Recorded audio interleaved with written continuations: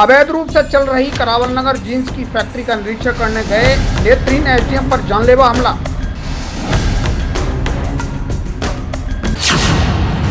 SDM Karawal नगर संजय सोंधी के साथ अन्य 3 स्टाफ को बंधक बनाकर बुरी तरह पीटा।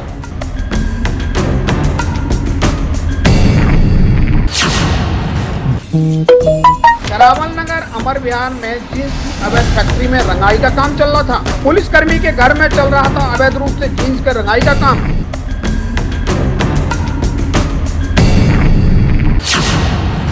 फैक्ट्री मालिक कुलदीप सिंह दिल्ली पुलिस के हेड कांस्टेबल पद पर है तैनात। एसडीएम संजय सोंधी के स्टाफ को पहले बंधक बना के रखा गया।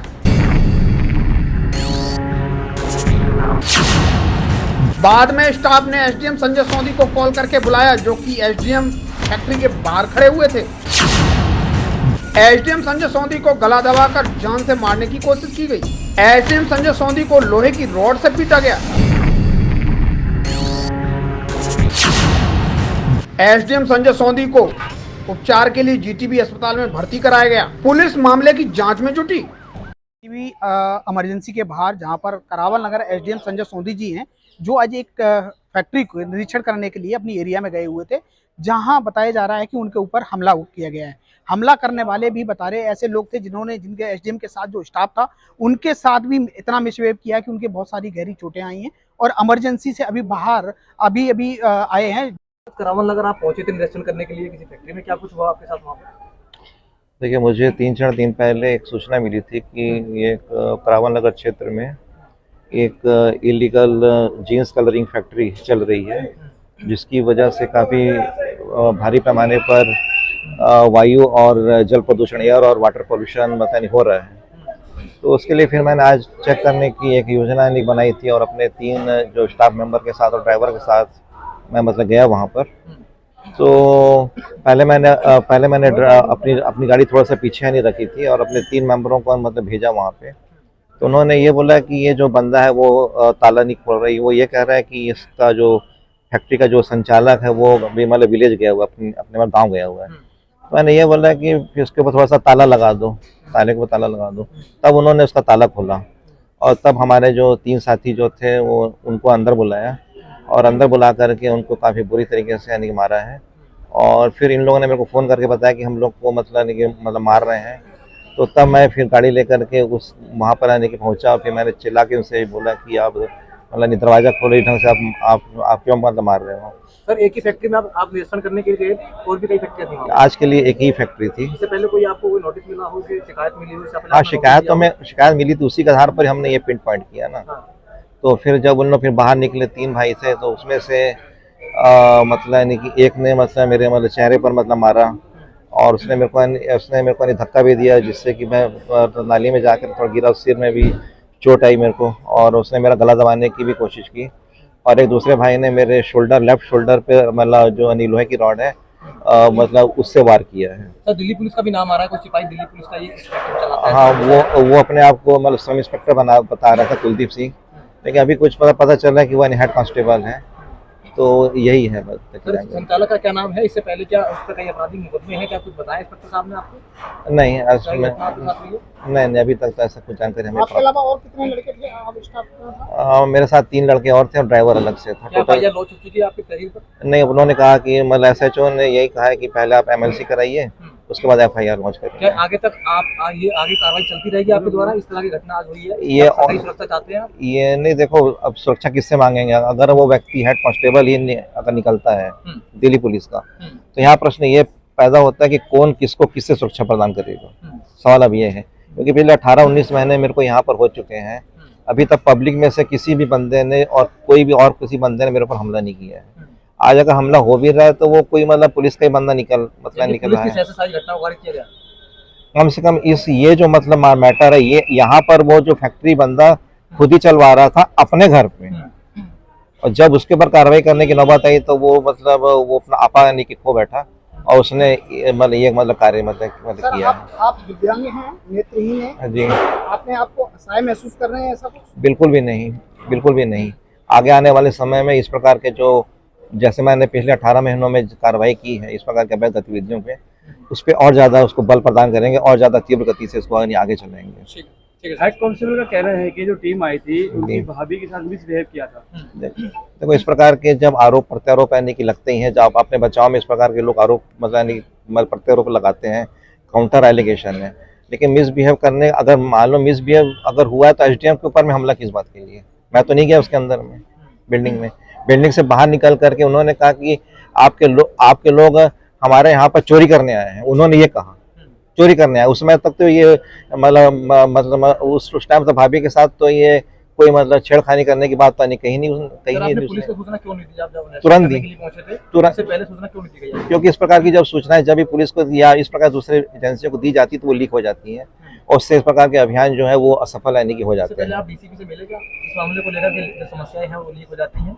नहीं मैम, हमने तो कई बार मतलब लिखा भी है। अब अभी भी हमने पिछले मतलब एनजीटी के ऑर्डर से यानी कि मतलब फरवरी में यहाँ पर एक पूरा मतलब अभियान चला था और इतने बड़े करावल यानी नगर में सिर्फ 5 ऐसी यूनिटें मिली थी जिसमें कि पॉल्यूशन फैल रहा था। तो ये अपने आप में बहुत बड़ा मतलब वो था, मतलब सफल था। तो मैं इसलिए सीक्रेसी बनाए रखने के लिए मैं इस प्रकार की सूचनाएं देता नहीं, क्योंकि मैंने अभी तक जितने भी कार्रवाइयाँ की हैं लगभग वो 100% मतलब सफल रही हैं। उसमें लोगों को मतलब मौका नहीं मिल पाता आपके फोन करने पे बीटा वन साहब मौके पे पहुंचे तो इसके लिए क्या कहना? मौके पर तो नहीं पहुंचे, वो मौके से कुछ दूर पे थे, मतलब एसएचओ मतलब जहाँ पर ये अपना करावल नगर वो है मतलब यानी कि पुलिस स्टेशन है उसके नज़दीक ही उससे मतलब मुलाकात यानी हुई थी। उन्होंने कहा कि आप जाइए वहाँ पे जा करके यानी कि एफआईआर अपनी नहीं लिखवाइएगा। क्या हुआ था जीतू, आज आप साहब के साथ जब पहुंचे और आपको चोटें कैसे आई, क्या हुआ? साहब ने मैं बोला था कि ऑफिस से चले हैं। साहब ने कहा कि एक इलाके में एक जगह इलीगल जिन्स का काम हो रहा है। सर ने मैं बोला कि जाओ सिर्फ देख के आना और एड्रेस नोट करके वापसी आना। हम एड्रेस देखने गए तो हमें वहाँ पर एक फैक्ट्री आसपास पता चला, एक फैक्ट्री है यहाँ पर। हमने उसके मालिक को बुला के हमने कहा कि किसकी है, पता चला कि उसी घर के बगल में रहता है जो मालिक है। हमने उन्हें बुलाकर बोला कि अगर ताला खोल के इसे दिखा दीजिए, इसमें क्या काम होता है, हमें निरीक्षण करना है बस। तो उन्होंने बोला आप कौन, कहाँ से आए हैं? हमने उन्हें अपनी आईडी दिखाई तो उसने बड़े प्यार से कह रहा ठीक है सर मैं दिखा रहा हूँ। उसने बड़े प्यार से ताला खोला, उसमें से ताला खोल के ना दिखाया तो अंदर फैक्ट्री मतलब मशीनें थी, सामान रखा था अंदर। इतने में ऊपर से उसका हेड कांस्टेबल जो अपना को ऐसा ही कुलदीप बताते हैं वो आते हैं और अंदर ताला लगा के डंडे से हाथापाई शुरू कर देते हैं। बिना बात करे आपके साथ बिना बात करे आईडी मांगी, आईडी दिखाई हमने, मेरी आईडी लेके उन्होंने आईडी वहीं फाड़ दी और फेंक दी। मेरा कार्ड तोड़ दिया, मेरे से मेरा फ़ोन छीनने की कोशिश करी और मेरी घड़ी तोड़ दी। ये हुआ हमारा। कुछ छीना-छानी भी की आपके साथ? हाँ, मेरा फ़ोन छीनने की कोशिश करी उसने। अच्छा, जो आपका फ़ोन था वो छीनने की बहुत कोशिश करी। अच्छा, मारा किस-किस से आपको? रोड से, डंडों से। रोड से, डंडों से? ऐसा लगा था कि वो उसके घर में आए दिन ये काम होता रहता। रोड ऐसे रेडी रखी थी, डंडे सब रेडी रखे थे उसके पास। आप इंटर कितने लोग किए थे उनके घर में? 3 लोग। घर के अंदर यूनिट चल रही थी? घर के अंदर यूनिट चल रही थी। आप किस-किस ने मारा? कुलदीप ने मारा या कुलदीप के और? कुलदीप के 2 साथी और थे, वो जो कि ऐसा लग रहा था भाई थे दोनों। अच्छा, कोई महिला भी मौजूद थी क्या? नहीं, कोई महिला नहीं थी घर में। कोई महिला नहीं। वो जो आरोप लगा रहे हैं कि जो आपके लड़के गए उन्होंने हमारी महिलाओं के साथ गली में कैमरे लगे हैं, कैमरे चेक हो सकते हैं। जी। उसके बाद साहब पहुंचते हैं, फिर साहब पे भी हमला हुआ है। उसके बाद हमें जब मार रहे तो सर का फ़ोन मेरे पास आता है, जी तो क्या हुआ, क्यों टाइम लग रहा है? मैंने बोला सर ये यहाँ पर हाथापाई शुरू कर रहे हैं, हमें कुछ बता नहीं रहे और हाथापाई शुरू कर दिया। तो तुरंत सर आते हैं और मैंने बताया ये एजेंट साहब हैं, इनसे आप बात कर लीजिए। उसने कुछ नहीं देखा और एजेंट साहब पे हाथापाई शुरू कर दिया। ये हुआ। उसके बाद आप निकलने में वहाँ से सक्षम तब हुए जब वो ज़्यादा हाथ मिलने लगे तो हम सर को लेके वहाँ से भागे और सीधे जिप्सी में बिठाया। जिप्सी में बैठ के सर ने फिर डीसीपी साहब को और डीएम साहब को और एसएसपी साहब को फ़ोन करके बोला कि ऐसे यहाँ पर हो। उसके बाद हम थाने गए। क्या लग रहा है किस इरादे से उन्होंने ये आपके ऊपर हमला किया? उसका इरादा ये था कि जैसे कि उसे पता है कि उसके आसपास एसडीएम साहब हर दूसरे दिन जो इलीगल काम हो रहा है उसे बंद कर रहे हैं, इलीगल काम पे ज़्यादा ध्यान दे रहे हैं। तो उसे डर था कि मेरे सील ना कर दे, इसलिए उसने ये काम करा। आपको डर महसूस हो रहा है? नहीं, कोई डर महसूस नहीं हो रहा। गिरीश। क्या हुआ था गिरीश, आज आपके साथ कैसे? हम सर के साथ गए थे फील्ड में। तो सर बाहर मेन रोड पर जिप्सी खड़ी करके हमें बोला कि देख के आओ कि चल रहा है नहीं चल रहा है। वहाँ पर ताला लगा हुआ था और उसके बाद हमने ताला खुलवाया तो हमने ताला तो खोल दिया, लेकिन अंदर आके फिर बंद करके हम 3 लोगों को उन्हें बंधक बना के मतलब मारा। आपसे कोई बातचीत नहीं हुई, सीधा बंधक बना के मारना शुरू कर दिया क्या? बस बात ये किस ऑफिस से आए हो, कहाँ से आए हो। हमने बताया तो उन्होंने बोला कि तुम फ्रॉड हो, फलाना हो, ढिसना हो। आपने कार्ड और अपना पर्चा तो दिया होगा ना? कार्ड हमारी जिप्सी में था एक्चुअली उस टाइम पे। हमने बोला हम लेके आ जाते हैं और जिप्सी बाहर ही खड़ी है। नहीं तो किसी ने कार्ड नहीं दिखाया था क्या? कार्ड जिप्सी में थे ना सारे। नहीं, जीतू के? हाँ, जीतू ने दिखाया। हाँ वो बोला था दिखाने का, लेकिन उन्हें मौका नहीं दिया। बोले तुम तो जेब कतरे हो, फलाना हो, ढिसना हो। हाँ। और सर को भी गाली किस चीज गलौज से करी। मारा आपको? लाठी और रॉड से। लाठी और रॉड से मारा आपको। और उसके बाद सर कैसे पहुंचे, सर के साथ कैसे? फिर सर को हमने फ़ोन किया, फिर सर आए तो सर को भी उनने मतलब धक्का मुक्की और चाटा हाकटा मारने की कोशिश की, जिससे सर को थोड़ा चोट भी आई। हम्म। सर को किस किस से मारा था? हाथ से मारा और रॉड से मारने की कोशिश की। मारा। क्या डर महसूस हो रहा है? हाँ, डर तो होगा ही थोड़ा, क्योंकि पहली बार ऐसा हुआ है लाइफ में। क्या नाम आपका? जी, मेरा नाम कपिल कुमार है। क्या हुआ था कपिल? सर हम फील्ड में गए थे एसडीएम साहब के साथ, और सर ने हमें बताया था कि एक जींस की फैक्ट्री है, वो चेक करके आनी है। हम चेक करने के लिए गए थे, तो वहाँ ताला लगा था। हमने वहाँ घर में ही पता किया, उनके पड़ोस में ही, तो उन्होंने बताया कि ये घर हमारा ही है। हम जिसको पड़ोस समझ रहे थे, उन्होंने हमें बताया, और हमने उनसे पूछा कि इसमें जींस की फैक्ट्री है, वो देखनी है, तो उन्होंने दिखा दिया हमको। वो लॉक खोल दिया, उन्होंने जींस की फैक्ट्री दिखाई। हम देखने के लिए अंदर गए तीनों, तो ऑलरेडी वहाँ पर एक पहले ही था, और दो पीछे से और आए, और उन्होंने अंदर से लॉक किया। और हमारे साथ उन्होंने जो है सिर्फ नाम वगैरह पूछा, कहाँ से हो, वो पूछने के बाद में उन्होंने और मौका नहीं दिया। उन्होंने सीधा रॉड और डंडे लिए और उन्होंने मारना शुरू कर दिया। आपको कहाँ चोटें आई? जी, मेरे कंधे पर मारी है उन्होंने, रॉड और डंडों का से मारा उन्होंने। हम तीनों को ही काफ़ी ज़्यादा चोट है। ये देख सकते हैं जिस तरह से इनके कंधे पे ये नील पड़े हुए हैं, और ये नील के निशान चोट के हैं, और भी काफी चोटें हैं। ये हाथ पे भी देखो नील के निशान पड़े हुए हैं, और ये कट भी हैं इनके, और इस तरह की और भी सभी को चोटें आई हैं। जी, हम आप एसडीएम के साथ कितने लोग थे? जी हम टोटल 5 जने थे, जिसमें कि हम 4 जनों के साथ ये वारदात हुई।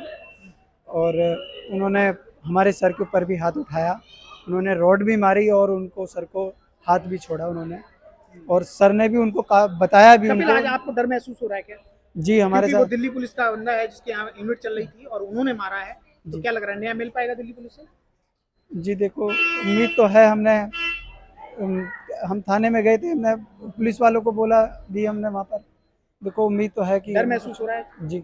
जिस तरह से आपने सुना कि एसडीएम के स्टाफ पर, एसडीएम करावन नगर संजय सोंधी जी के स्टाफ पर पूरा जो हमला हुआ, और वो निरीक्षण करने के लिए एक फैक्ट्री में गए हुए थे, जो अवैध तरीके से दिल्ली पुलिस का सिपाही ही, जो हेड कांस्टेबल बताया जा रहा है, वो चला रहे थे। उन्होंने अपने आप को एसआई बता रखा है कि मैं एसआई हूँ दिल्ली पुलिस का, लेकिन जबकि वो हेड कांस्टेबल हैं और सिक्योरिटी में तैनात हैं।